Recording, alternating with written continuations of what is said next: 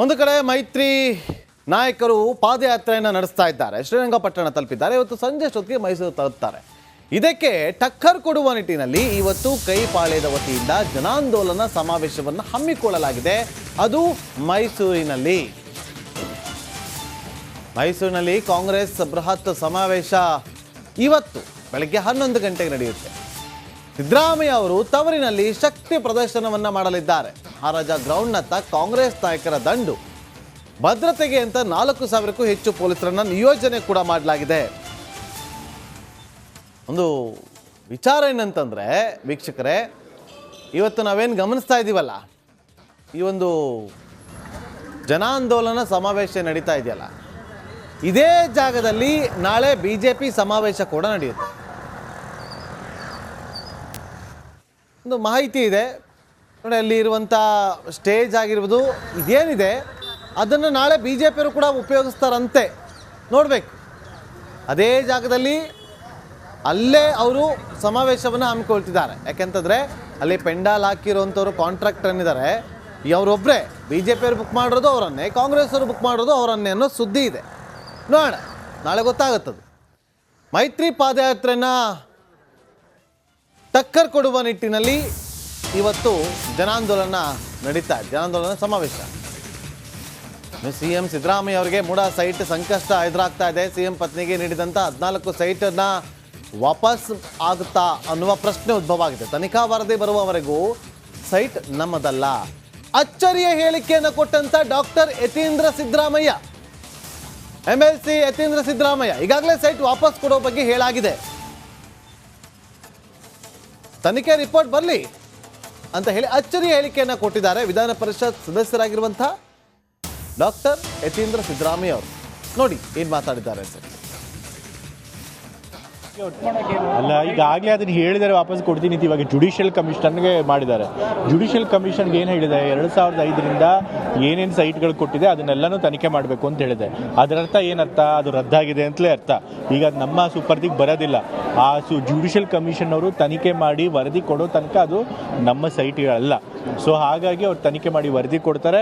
ಅವ್ರು ನಮ್ಮದು ಅಂತ ಹೇಳಿದ್ರೆ ಸೈಟ್ ನಮ್ಮದಾಗುತ್ತೆ. ಇಲ್ಲ ಅಂದರೆ ನಾವು ಕೋರ್ಟ್ಗೂ ಹೋಗಿ ನಾವು ನಮ್ಮ ನ್ಯಾಯ ದೊರಕಿಸ್ಕೊಳ್ಳೋಕೆ ನಾವೇನು ವೈಯಕ್ತಿಕವಾಗಿ ಮಾಡಬೇಕು, ಕುಟುಂಬದವರು ನಾವು ಅದನ್ನು ಮಾಡ್ತೀವಿ. ಆದರೆ ಅದನ್ನು ಅನ್ನೆಸೆಸರಿಯಾಗಿ ತಂದೆಯವ್ರು ಭ್ರಷ್ಟಾಚಾರ ಮಾಡಿದ್ದಾರೆ ಅಂತ ಬಿಂಬಿಸೋದಿದೆಯಲ್ಲ, ಅದು ಸುಳ್ಳು.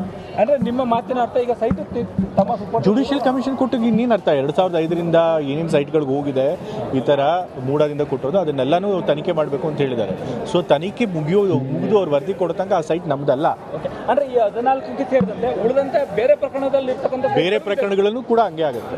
ಮತ್ತಷ್ಟು ಮಾಹಿತಿಯನ್ನು ಕೊಡೋದಕ್ಕೆ ನಮ್ಮ ಮೈಸೂರು ಪ್ರತಿನಿಧಿ ವಿನೋದ್ ಈಗ ಲೈವ್ನಲ್ಲಿ ಜಾಯ್ನ್ ಆಗಿದ್ದಾರೆ. ವಿನೋದ್, ಎಲ್ಲರ ಚಿತ್ತ ನೆಟ್ಟಿರೋದು ಮೂಡ ಹಗರಣದತ್ತ. ಇದಕ್ಕೆ ಟಕ್ಕರ್ ಕೊಡೋದಕ್ಕೆ BJP ಅವರು ಪಾದಯಾತ್ರೆಯನ್ನು ಹಮ್ಮಿಕೊಂಡಿತ್ತು. ಅದಕ್ಕೆ ಕೌಂಟರ್ ಕೊಡೋದಕ್ಕೆ ಜನಾಂದೋಲನ ಸಮಾವೇಶವನ್ನು ಹಮ್ಮಿಕೊಂಡಿದೆ ಕಾಂಗ್ರೆಸ್. ಏನಾಗ್ತಾ ಇದೆ ಮೈಸೂರಿನಲ್ಲಿ, ಮುಂದೆ ಏನಾಗಬಹುದು ಈ ವಿಚಾರವಾಗಿ ವಿನೋದ್?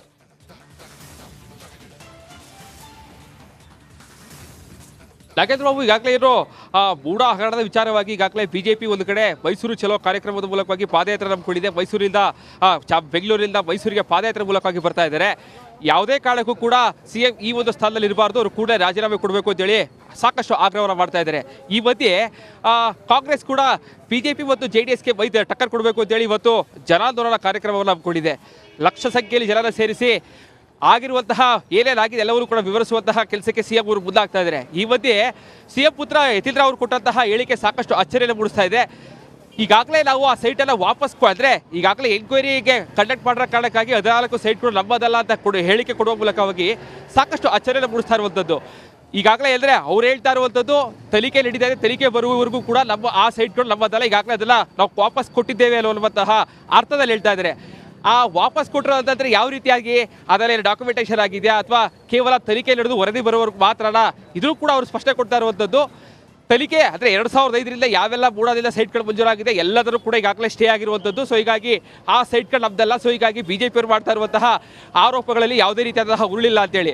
ಒಂದು ವೇಳೆ ಆ ಸೈಟ್ಗೆ ನಮಗೆ ಸೇರಬೇಕು ಅಂತ ವರದಿಯಲ್ಲಿ ಬಂದರೆ ನಾವು ತಗೋತೀವಿ, ಇಲ್ಲ ಅಂತಂದರೆ ಮುಂದಿನ ದಿನಗಳಲ್ಲಿ ಮತ್ತಷ್ಟು ನಾವು ಹೋರಾಟವನ್ನು ಮಾಡ್ತೀವಿ ಅಂತೇಳಿ ಒಂದು ಸಂದೇಶವನ್ನು ಕೊಡ್ತಾ ಇದ್ದಾರೆ. ಅಂದರೆ ಇವಾಗ ತನಿಖಾ ವರದಿಯಲ್ಲೂ ಕೂಡ ಆ ಸೈಟ್ಗಳು ಬೂಡಾಗೆ ಸೇರಿದ್ದು ಅಕ್ರಮವಾಗಿ ಅವರು ತೆಗೆದುಕೊಂಡಿದ್ದಾರೆ ವರದಿ ಬಂದರೂ ಕೂಡ ಅವರು ಹೈಕೋರ್ಟ್ಗೆ ಹೋಗಿ ಆ ಒಂದು ಏನೋ ಭೂಮಿಯನ್ನು ತೆಗೆದುಕೊಳ್ಳೋದಕ್ಕೂ ಕೂಡ ಅವರು ಮುನ್ಸೂಚನೆ ಕೊಡ್ತಾ ಇದ್ದಾರೆ. ಸೊ ಹೀಗಾಗಿ ಈ 14 ಸೈಟ್ಗಳು ಪಡೆದಿರೋ ವಿಚಾರ ಈಗ ರಾಜ್ಯ ರಾಜಕಾರಣದಲ್ಲಿ ದೊಡ್ಡ ಮಟ್ಟದ ಸಂಚಲನ ಸೃಷ್ಟಿ ಮಾಡಿದೆ. ಸಿಎಂ ಅವರಿಗೆ ದೊಡ್ಡ ಮಟ್ಟದ ತಲೆನೋವು ತಂದುಕೊಟ್ಟಿರುವಂಥದ್ದು. ಒಂದು ಕಡೆ ಬಿಜೆಪಿ JDS ಪಾದಯಾತ್ರೆ ಮೂಲಕವಾಗಿ ಇವತ್ತು ಮೈಸೂರಿಗೆ ಆಗಮಿಸ್ತಾ ಇದ್ದಾರೆ. ಇವತ್ತೇ ಮೈಸೂರಲ್ಲೂ ಕೂಡ ದೊಡ್ಡ ಮಟ್ಟದ ಕಾರ್ಯಕ್ರಮ ನಡೆಸಿ ಬಹಳ ಪ್ರಮುಖವಾಗಿ HD ಕುಮಾರಸ್ವಾಮಿ ಅವರ ವಿರುದ್ಧ ದೊಡ್ಡ ಮಟ್ಟದ ಅವರ ಕುಟುಂಬದ ವಿರುದ್ಧವೂ ಕೂಡ ಸಾಕಷ್ಟು ಹಗರಣಗಳ ಪಟ್ಟಿಗಳ ಬಿಡುಗಡೆ ಮಾಡುವಂತಹ ಸಾಧ್ಯತೆ ಇದೆ. ಸೊ ಹೀಗಾಗಿ ನಿನ್ನೆ CM ಸಿದ್ದರಾಮಯ್ಯವರು ಕೂಡ ನಾಳೆ ಈ ಬಗ್ಗೆ ಸಂಕ್ಷಿಪ್ತವಾಗಿ ಮಾತನಾಡ್ತಾರೆ, ಎಲ್ಲವನ್ನೂ ಕೂಡ ನಾನು ಬಿಚ್ಚಿಡ್ತೇನೆ ಮಾತುಗಳು ಹೇಳಿದರು.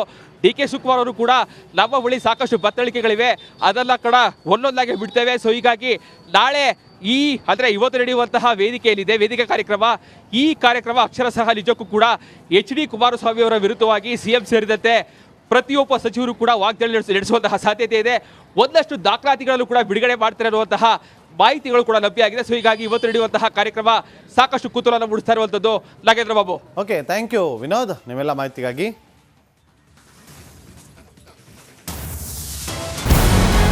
ನಮಸ್ಕಾರ, ಕರ್ನಾಟಕ ಪ್ರೈಮ್ ಟೈಮ್ಗೆ ಸ್ವಾಗತ. ನಾನು ಜಯಪ್ರಕಾಶ್ ಶೆಟ್ಟಿ. ಇಡೀ ಕರುನಾಡು ಇವತ್ತು ರೆಬೆಲ್ ಆಗಿ ನಿಂತಿದೆ. ಈ ಹಗರಣಗಳನ್ನು ಸದನದಲ್ಲಿ ಪ್ರಸ್ತಾಪ ಮಾಡಲು ಕೂಡ ಕಾಂಗ್ರೆಸ್ ಹಿಂದೇಟು ಹಾಕಿದ್ದೇಕೆ? ನಿಮ್ಗೆ ಸಂಬಳ ಅದಕ್ಕೆ, ನಿಮಗೆ ವಾಹನ ಅದಕ್ಕೆ, ನಿಮಗೆ ವೆಪನ್ ಅದಕ್ಕೆ, ನೀವು ಅದನ್ನು ಸರಿ ಹಿಡಬೇಕಾಗಿದೆ.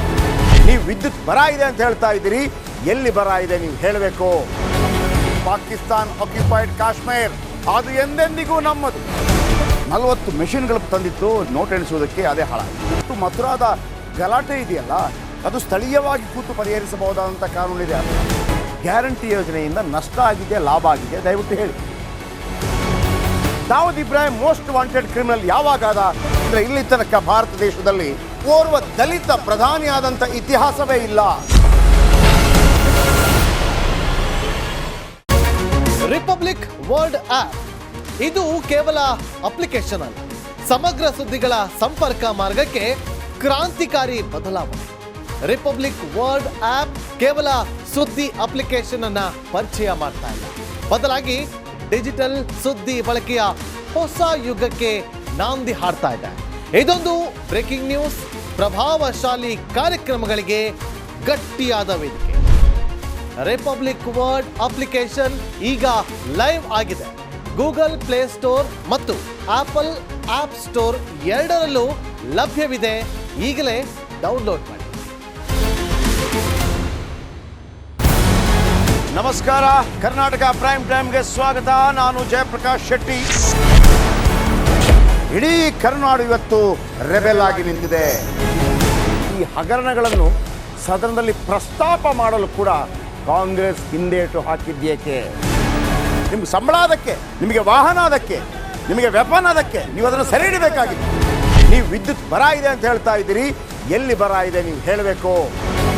ಪಾಕಿಸ್ತಾನ್ ಆಕ್ಯುಪೈಡ್ ಕಾಶ್ಮೀರ್ ಅದು ಎಂದೆಂದಿಗೂ ನಮ್ಮದು. 40 ಮೆಷಿನ್ಗಳು ತಂದಿತ್ತು ನೋಟ್ ಎಣಿಸುವುದಕ್ಕೆ, ಅದೇ ಹಾಳಾಯಿತು. ಮಥುರಾದ ಗಲಾಟೆ ಇದೆಯಲ್ಲ, ಅದು ಸ್ಥಳೀಯವಾಗಿ ಕೂತು ಪರಿಹರಿಸಬಹುದಾದಂಥ ಕಾನೂನಿದೆ. ಗ್ಯಾರಂಟಿ ಯೋಜನೆಯಿಂದ ನಷ್ಟ ಆಗಿದೆ, ಲಾಭ ಆಗಿದೆ, ದಯವಿಟ್ಟು ಹೇಳಿ. Dawood Ibrahim most wanted criminal ಯಾವಾಗಾದ ಅಂದರೆ ಇಲ್ಲಿ ತನಕ ಭಾರತ ದೇಶದಲ್ಲಿ ಓರ್ವ ದಲಿತ ಪ್ರಧಾನಿಯಾದಂಥ ಇತಿಹಾಸವೇ ಇಲ್ಲ. ರಿಪಬ್ಲಿಕ್ ವರ್ಲ್ಡ್ ಆಪ್ ಇದು ಕೇವಲ ಅಪ್ಲಿಕೇಶನ್ ಅಲ್ಲ, ಸಮಗ್ರ ಸುದ್ದಿಗಳ ಸಂಪರ್ಕ ಮಾರ್ಗಕ್ಕೆ ಕ್ರಾಂತಿಕಾರಿ ಬದಲಾವಣೆ. ರಿಪಬ್ಲಿಕ್ ವರ್ಲ್ಡ್ ಆಪ್ ಕೇವಲ ಸುದ್ದಿ ಅಪ್ಲಿಕೇಶನ್ ಅನ್ನ ಪರಿಚಯ ಮಾಡ್ತಾ ಇಲ್ಲ, ಬದಲಾಗಿ ಡಿಜಿಟಲ್ ಸುದ್ದಿ ಬಳಕೆಯ ಹೊಸ ಯುಗಕ್ಕೆ ನಾಂದಿ ಹಾಡ್ತಾ ಇದೆ. ಇದೊಂದು ಬ್ರೇಕಿಂಗ್ ನ್ಯೂಸ್, ಪ್ರಭಾವಶಾಲಿ ಕಾರ್ಯಕ್ರಮಗಳಿಗೆ ಗಟ್ಟಿಯಾದ ವೇದಿಕೆ. ರಿಪಬ್ಲಿಕ್ ವರ್ಲ್ಡ್ ಅಪ್ಲಿಕೇಶನ್ ಈಗ ಲೈವ್ ಆಗಿದೆ. ಗೂಗಲ್ ಪ್ಲೇ ಸ್ಟೋರ್ ಮತ್ತು ಆಪಲ್ ಆಪ್ ಸ್ಟೋರ್ ಎರಡರಲ್ಲೂ ಲಭ್ಯವಿದೆ. ಈಗಲೇ ಡೌನ್ಲೋಡ್ ಮಾಡಿ.